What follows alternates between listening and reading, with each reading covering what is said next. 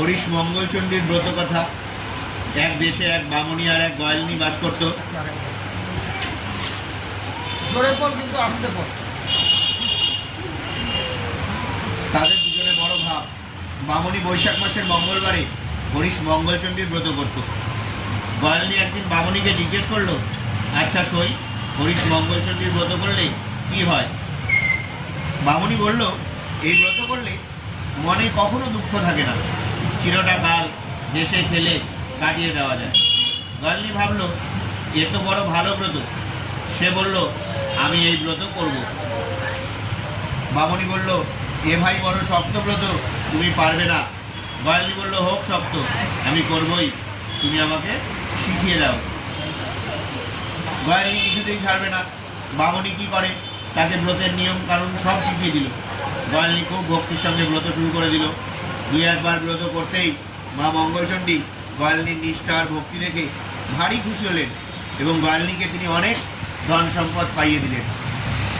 কিন্তু এখন গয়ালিনীর হয়েছে এক দারুণ মুশকিল। শুধু সুখ আর সুখ, দুঃখ বলে কোনো বস্তু সে আর জানতে পারে না। এমনকি তার চোখের জল পর্যন্ত শুকিয়ে গেছে। সুখের জ্বালায় সে এখন মরতে বসেছে। একটু কাঁদতে পারলে যেন বাঁচে। পাগলের মতো ছুটতে ছুটতে গয়ালিনী গিয়ে বামুনির কাছে বলল, এ যে ভারী জ্বালা হলো ভাই, সুখের মতোই যে গেলুম ভাই, একটু কাঁদতে পারলে এখন বাঁচি, আমায় তুমি কেঁদে হালকা হওয়ার ব্যবস্থা করে দাও ভাই।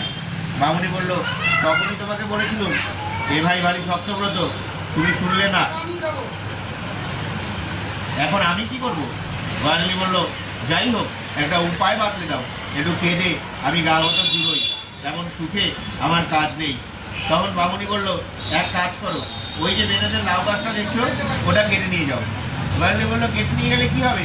বামুনি বলল, কেটে নিয়ে গেলে বেনেরা তোমায় গালাগাল দেবে, তখন গালাগালির জন্যে তোমার চোখে জল আসবে, তুমিও কেঁদে বাঁচবে।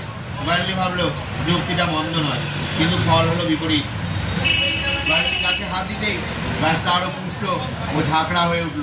তার ডাল পালা শাখা পোশাখা আরও বেড়ে গেল। মেয়েরা মনে করলো, এ তো সামান্য মেয়ে নয়, এ নিশ্চয়ই সাক্ষাৎ লক্ষ্মী ঠাকুর। তারা মনে করলো গয়ালিনীর দয়ায় গাছটা যখন এখন ভয়বন্ত হয়ে উঠল, তখন গয়ালিনীকে তার ভোগের জন্য কিছু লাউ আর লাউ শাক তাদের দিয়ে আসা উচিত। এই ভেবে তারা রাজ্যের লাউ আর লাউ শাক নিয়ে গিয়ে গয়ালিনী উঠান ভরে দিয়ে এলো। গয়ালিনী ছুটে গেল বামুনির কাছে, বলল, সই, একই হিতে বিপরীত কাণ্ড বাঁধিয়ে দিলে, সুখ যে আরও বেড়ে গেল, কাঁদতে পারছি কি? তখন বামুনি তাকে উপদেশ দিল, ওই পাহাড়ে যাও, দেখো গে রাজার হাতিটা মরে পড়ে আছে, দেখো ওটার গলা জড়িয়ে ধরে কাঁদতে পারো কিনা। গয়ালিনী ছুটে গেল হাতির কাছে। তারপর যেই হাতিটাকে ছুঁয়েছে, অমনি মা হরিশ মঙ্গলচণ্ডীর দয়ায় হাতিটা জ্যান্ত হয়ে বেঁচে উঠেছে। রাজ্যময় গয়ালিনীর প্রশংসায় ঢিড়ি পড়ে গেল। রাজামশাই গয়ালিনীকে বহু সোনাদানা দিয়ে পুরস্কৃত করলেন। গয়ালিনীর আর কাদা হলো না। সে বামুনির কাছে ছুটে এলো, সব ইতিবৃত্তান্ত বলল, এ যে ভাই সুখের উপরে ধনসুখ পেয়ে মরতে বসেছি, কি করলে কাটতে পারি, কিছু উপায় বাতলে দাও। বামুনি বলল, এক কাজ করো, বিষের নাড়ু তৈরি করে তোমার মেয়ের বাড়ি পাঠিয়ে দাও। গয়ালিনী তাই করলো। ছেলের হাত দিয়ে বিষের নাড়ু পাঠিয়ে দিল মেয়ের বাড়ি। পথে যেতে যেতে ছেলের বড্ড খিদে পেয়েছে। সে হাঁড়ি থেকে কটা নাড়ু নিয়ে খেলো। এদিকে মা মঙ্গলচণ্ডীর দয়ায় বিষের নাড়ু অমৃত হয়ে গিয়েছে। তারপর ছেলে গিয়ে মেয়ের বাড়িতে বাকি নাড়ুগুলো দিল। নাড়ু খেয়ে মেয়ের বাড়ির সকলে তো মহা খুশি। তারা বলল, এমন সুমিষ্ট নাড়ু তারা জন্মে খায়নি, মাঝে মাঝেই তোমাকে নাড়ু পাঠাতে বলেছে। গয়ালিনী গিয়ে এবারে বামুনির কাছে বলল, সই, তুমি আমার একই সর্বনাশ করলে, একটুও কাটতে পারছি না, বিষ ছুলেও অমৃত হয়ে যাচ্ছে, এমন করে যে ভাই আর বাঁচি না, কিছু একটা উপায় করো। বামুনির এবারে রাগ হলো, বলল, সুখে থাকতে তোমার যখন এতই অরুচি, তখন আর কি করবে, মঙ্গলবার করা ছেড়ে দাও। গয়ালিনী তাই করল। দেখতে দেখতে কদিনের ভেতর তার ছেলে মেয়ে দাস দাসী হাতি ঘোড়া সব মারা গেল। ঘরে যা সোনা দানা টাকা করেছিল সব নিয়ে গেল চোরে। এইবার সে কাঁদতে কাঁদতে সারা। কাঁদবার বড় স্বাদ হয়েছিল, এখন দেখছে এটারও ভীষণ যন্ত্রণার।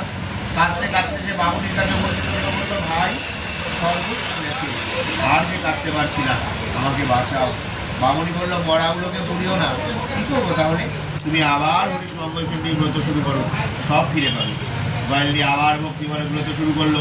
ব্রত শেষ করে মার ঘট ধরে বসে আছে, এমন সময় দৈববাণী হলো, এই ঘটের জল মরার উপরে ছিটিয়ে দে, তাহলেই সবাই বেঁচে উঠবে। গয়ালিনী তাই করলো। সকলে বেঁচে উঠল। গোয়ালিনী আবার যেমনকার তেমনই রাজরাজেশ্বরী হয়ে গেল। গোয়ালিনীর কথা লোকের মুখে মুখে দেশে দেশে ছড়িয়ে পড়ল। সকল দেশের মেয়েরা শুনতে পেল হরিশ মঙ্গলচণ্ডীর ব্রতের কথা। তখন থেকে অনেক মেয়েই ভক্তিভরে এই ব্রত শুরু করে দিল। ব্রতের ফল হরিশ মঙ্গলচণ্ডীর ব্রত যে নারী ভক্তিভরে করে সে চিরটা কাল আনন্দের মধ্যে কাটাতে পারে।